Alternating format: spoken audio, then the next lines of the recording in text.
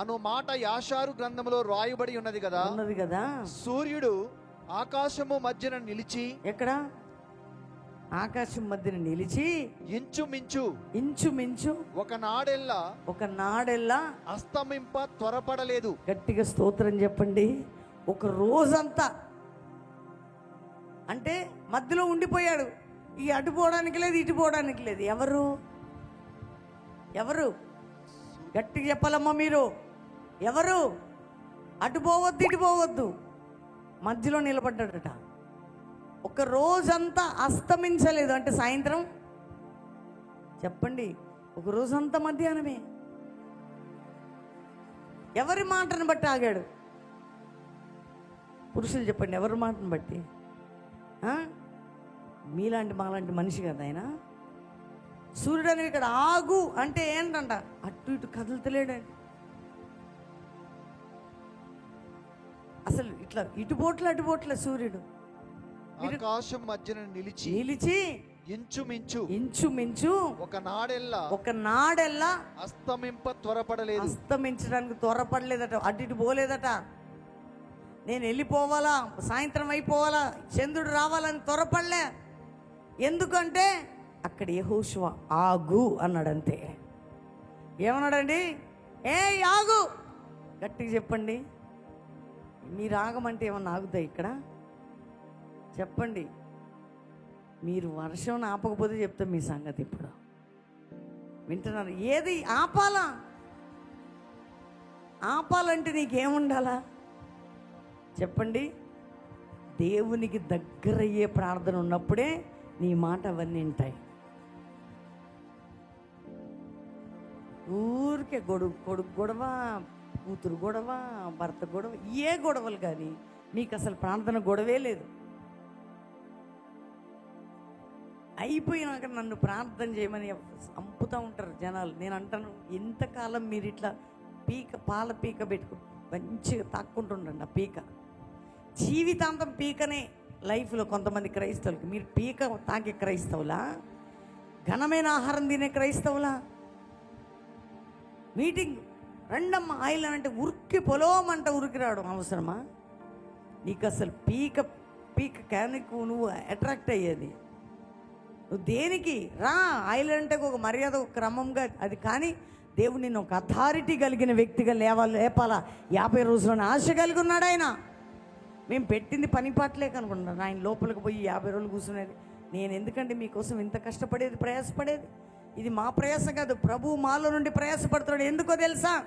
సంఘం ఏలు పెట్టి చిక్కోవడానికి కాదు. నడువు నొప్పి ప్రార్థన చేయరా? కిడ్నీ ప్రాబ్లం ప్రార్థన చేయరా? వీటికేనా దేవుడు ఉన్నది? నీ కిడ్నీ నిర్మాణం చేసింది ఎవరు చెప్పండి?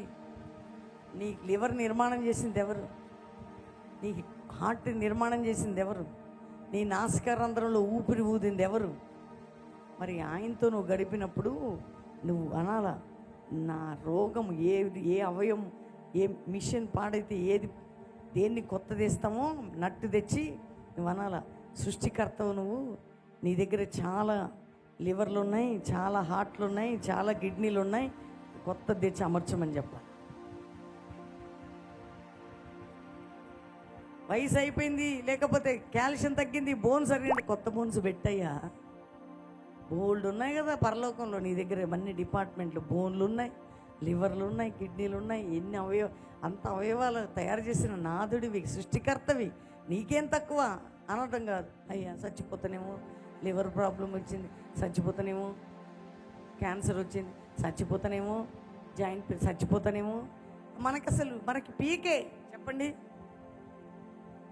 ఇంతకుముందు పిల్లలు 11-15 సంవత్సరాల ఊకి ఇట్లా పెట్టుకొని చీకేటోళ్ళు, తల్లులు తండ్రులు కొట్టేటోళ్ళు. ఇప్పుడు చీకుళ్ళే, సెల్ ఫోన్ పట్టుకుంటున్నాళ్ళే ప్రతి ఒక్కడు పుట్టోడు కదా. అది పట్టుకుంటుంది. ఇక పాపైనా బాబైనా ఈ చీకుడు పోయింది, దీన్ని పట్టుకుంటున్నారు అంతే.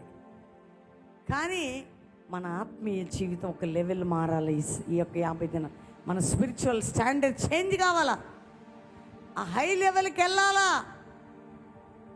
పిచ్చోళ్ళు లెక్క పీక పట్టుకొని కూర్చునేటోళ్ళు లెక్క ఉండొద్దు. ఇంకా మన ప్రార్థన చేయవా, కడుపు నొప్పి అని అడగొద్దు నువ్వు. ఏంటి నీ కడుపు నొప్పి? నువ్వు ఎన్ని సంవత్సరాలు అయితే రక్షించబడి, ఎంతకాలం అవుతుంది విశ్వాసం అయ్యుండి, ఎన్ని రోజులు అవుతుంది వాక్యం నేర్చుకుంటూ? నువ్వు కడుపు నొప్పితో నువ్వు నిజంగా దేవునితో మాట్లాడితే, నీ నొప్పితో నువ్వు మాట్లాడు, అది నిన్ను విడిచిపెట్టి బయటికి వెళ్ళిపోద్ది. నువ్వు దేవునితో మాట్లాడి దాంతో మాట్లాడు, అప్పుడు పోద్దు బయటికి. గట్టిగా చెప్పండి ఆమెనని. అప్పులండి అప్పులేమన్నా నీ మీద అదేమన్నా పెద్ద గొప్ప సంగతి అనుకుంటున్నారా? అవన్నీ పడి వచ్చాం మేము. మాకు తెలుసా టేస్ట్, మాకు తెలుసా బాధ. కానీ నువ్వు దేవునితో ఉంటే నీలో దేవుని అథారిటీ పెరగబోతున్నది, అధికారం పెంచబోతున్నాడు. నువ్వు అంటావు కదా, నాకు ప్రమోషన్ కావాలి ఉద్యోగంలో అంటావు కదా, ఇదే సీట్లో ఎంతకాలం కూర్చోవాలి ప్రమోషన్. మరి దీంట్లో వద్దా ప్రమోషన్? దీంట్లో వద్దా? స్పిరిచువల్ దాంట్లో వద్దా ప్రమోషన్? తో కడగబడిన కాబోతున్నది ఆ సంఘాల ద్వారా. అర్థమవుతుందా? అందుకని మోషే 40 దినాలు ఉంటే 40 దినాలు కొండ క్రింద చాలా కనిపెట్టుకున్నాడు. ఒకవేళ తన సొంత అన్న అయిన అహరోను, మిరియాము వీళ్ళ అనుభవం వేరు, యెహోషువ అనుభవం వేరు. అందుకని కనిపెట్టుకునేవారు, లీడర్స్ని ప్రేయర్తో నడిచేవారిని, అభిషేకించబడిన వారిని కనిపెట్టుకుని ఉండేవారు, వారిని చూసుకునేవారు, వారితో ఉండేవారిలో తప్పకుండా ఇది యాక్టివేట్ అవుతుంది. కానీ ఆ సొంత అన్న అయినటువంటి అహరోను దూడం తయారు చేసి ఇశ్రాయేల్ ప్రజలకు అండగా ఆ టైంలో నిలబడి మొత్తము ఏమంటారు భయంకరమైనటువంటి